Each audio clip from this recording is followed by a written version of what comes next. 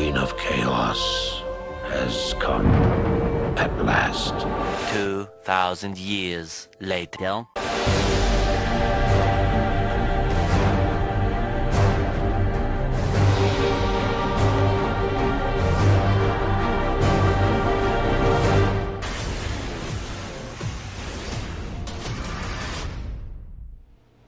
What is up, guys?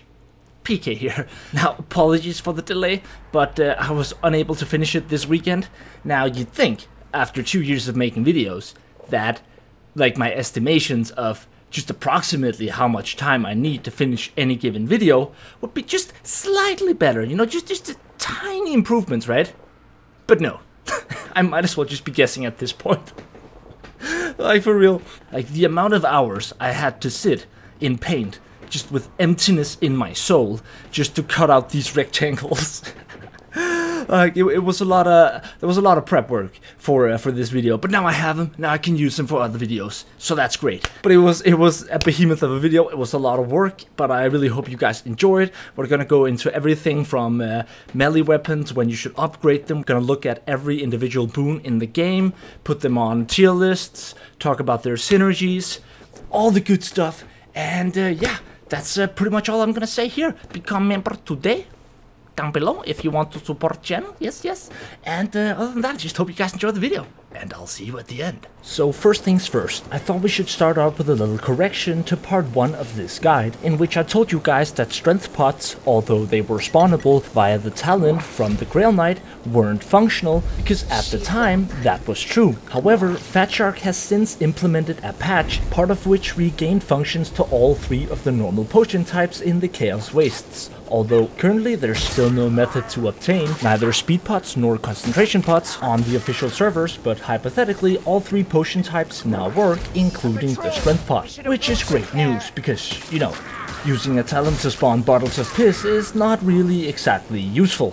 But anyways, let's move on to weapons, and more specifically, weapon upgrades. Now, as you likely already know by now, in the Chaos Wastes, you can encounter 4 different types of altars, one of which rolls a random boon, which we'll get to later, and 3 of which are related to your weapons. First off, we got the Warrior's Altar, which upgrades the quality of your currently equipped weapon. That is to say, whichever weapon you have out in the moment is the weapon that's gonna get upgraded, allowing you to retain the weapon type you were already using, but with an increased power and added properties, which will obviously depend on the quality/rarity you were upgrading to. Similarly, you got the Hunter's and the Soldier's Altar, both of which upgrades either your melee or ranged weapon respectively, for half the cost of quality in relation to a Warrior's Altar, but at the cost of also rolling a random weapon type. Now, I've heard a bunch of different reasons from different people as to why you should or shouldn't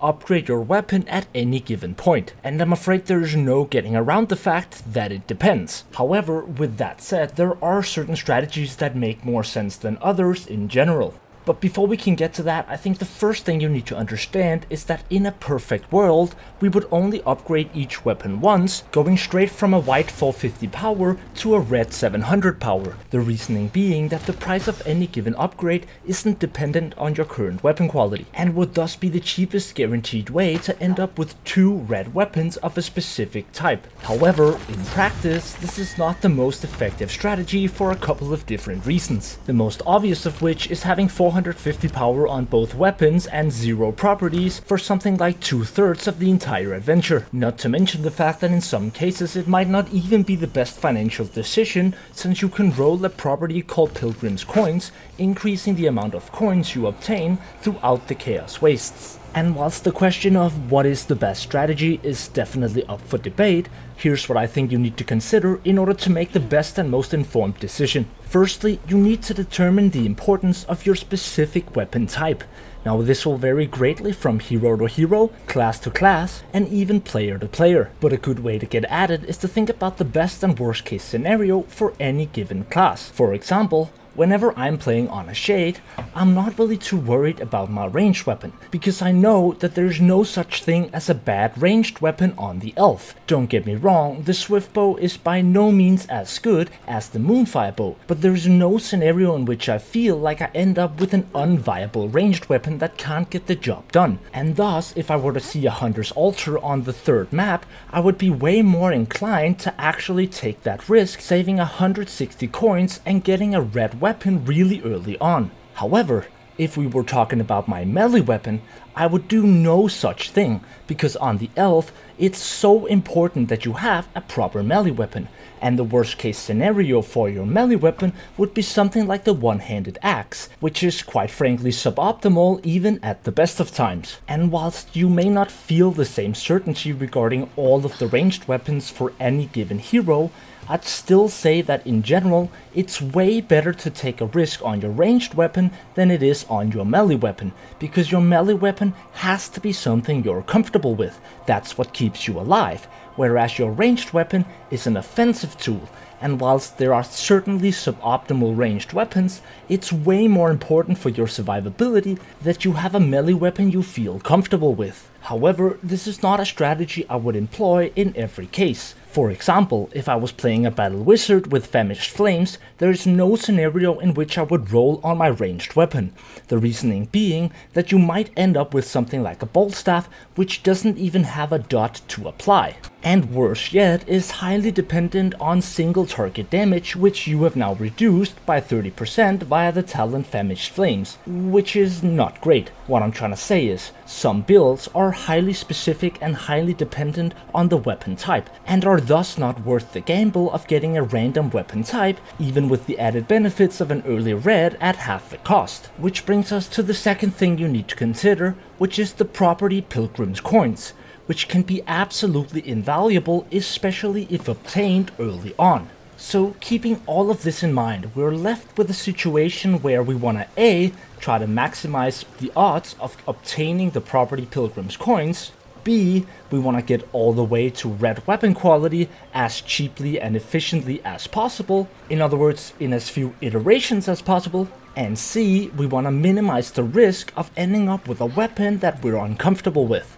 Now, if we combine all three factors A, B, and C, considering all of the things we've just talked about, the best strategy, generally speaking, in my opinion I should add, is to A, go for a green weapon upgrade for your melee weapon as early as possible in order to get your first property and potentially rolling Pilgrim's Coins. Now, the reason you want to start out with your melee weapon is because you don't want to upgrade the same weapon more than once before you get to the red weapon upgrade. In other words, because we know that we're more likely to take a risk rolling on our ranged weapon later in the run, we start out by upgrading our melee weapon because we want to leave our ranged weapon open to a potential red quality hunter's altar, allowing us to upgrade our ranged weapon for 160 coins all the way to red weapon quality. But obviously we don't know with certainty if we're gonna get one of those early on, which is why if you encounter a blue weapon upgrade and your finances are looking decent, then I would definitely jump at the opportunity, giving you a total of 3 potential rolls within the first 2 levels from which to potentially obtain the property that gives you extra Pilgrim's Coins for as few coins as possible.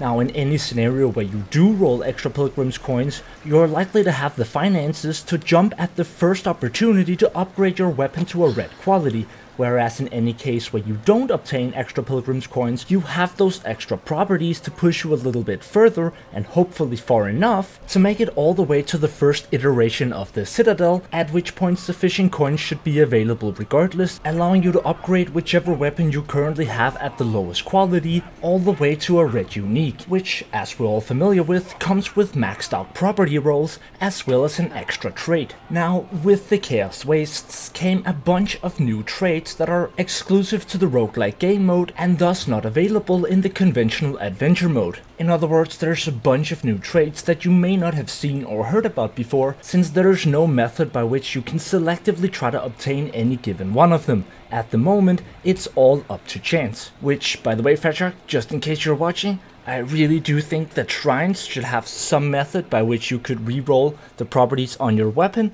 or perhaps even purchase a specific trait for a premium just before you enter the Citadel. In any case, I just think it's a shame that it's 100% up to chance, since it does make the new traits feel slightly arbitrary. But anyways, we got 6 new traits in total, starting with Regrowth, which is essentially a beefed up version of the level 5 critical hit for a temporary HP talent. Followed by Short Strike, which is essentially the buff you gain for killing armored enemies in Gold Weaves. Followed up by Bloodthirst, which is essentially a wave weaker version of Swift Slaying. And then we got Deadeye, which is slightly similar to Shade's level 10 talent Exquisite Huntress, albeit with the noticeable difference that the damage itself isn't based off of headshot damage, as well as stacking up to 20 times instead of 10 for a total of 200% extra damage. At which point you're gonna need Divine Shield, which is somewhat similar to the Slayer talent Oblivious to Pain, reducing the damage taken from any given one hit to either 20 or half its original value, whichever is highest. And you just gotta love Shockwave, since it can be applied to all heavy melee weapons in the game and all ranged weapons in the game, with only one single exception being the Moonfire Bow. Wow, no discrimination here. But anyways, critical hits are gonna stack on nearby enemies. But since there's no way to really work towards any one of these traits, I don't really have much more to say about them. But anyways, let's get to the real reason you're all here. Spoons. Moons? Cocoons? Was it balloons? Typhoons? Wait, I got it, baboons! Yeah, that's it for sure, I think. Wait, what was that about spoons again?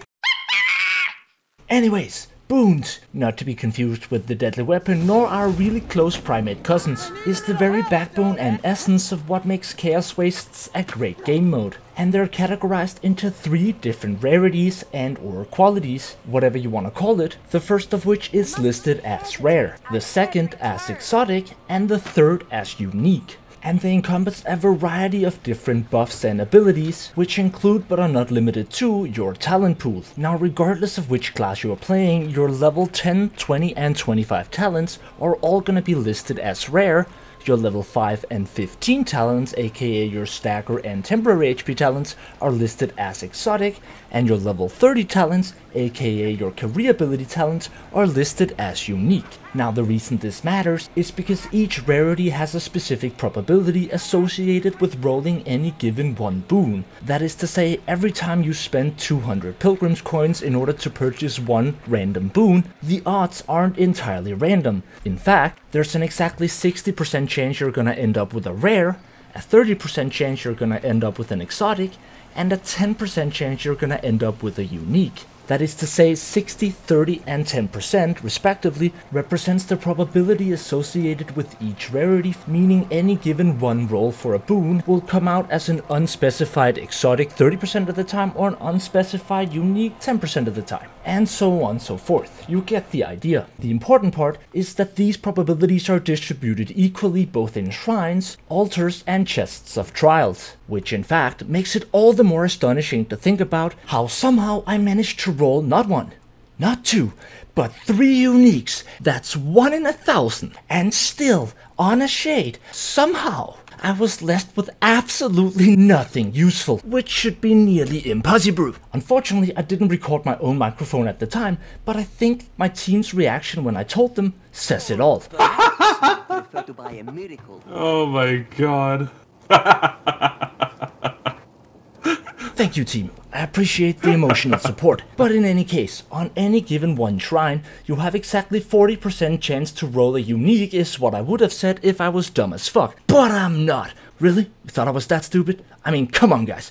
You can't just add probabilities together like that. I mean, what would you do if you had more than 10 rolls? Then it would be over 100%. So obviously that's not how that works. Now I don't have time to teach you guys elementary school math, okay? So you're just gonna have to trust me when I tell you that rolling a 10% chance 4 times is equal to a 34.39% probability of getting at least one unique, or a 2.65% chance of getting Chain Lightning, and Chain Lightning fucking rules. That is to say, when you account for the fact that there are 13 unique boons plus the 3 unique talents, one of which you already have, in other words 1/15 of 10% 4 times, any one specific unique boon on a shrine has a 2.65% chance of appearing on that given shrine, or a 5.27% chance of appearing across both shrines. Now, do keep in mind that these numbers have not been adjusted for already rolled boons, each of which would obviously change the probabilities slightly, but that's not super important, so let's move on. Starting out with rare boons. What you see here is every single rare boon in the game with the exception of class-specific talents, which is to say, well, all talents. Now, if you look in the center bottom, you can see that with a 60% chance to roll a rare boon, and accounting for the fact that there are 9 rare talents on any specific class, 3 of which you've already selected, leaving a total of 6 available, the 10 item trade boons, and the 12 unique rare boons, for a total probability of 60% of 1/28th, aka 2.14% chance of rolling any specific rare boon before accounting for rare boons already rolled, each of which would obviously increase that probability slightly. But really, all we need now is a 𝒮𝔴𝔞𝔤𝔢𝔯𝔞𝔡 to grade my math homework, so we can get to the slightly more practical part, in which I've tried to estimate as best I could how high up on a tier list each boon would be in relation to all other non-talent rare boons. That is to say, I'm only scoring and comparing rare boons to rare boons, and so when I'm giving Decanter an S+, I'm not comparing it to Chain Lightning. And it's important to keep in mind that, as with so many other things, the value of any given one boon is always gonna be situational and vary greatly depending on a bunch of different factors. But by far the worst boon we got is Healer's Touch, because Healer's Touch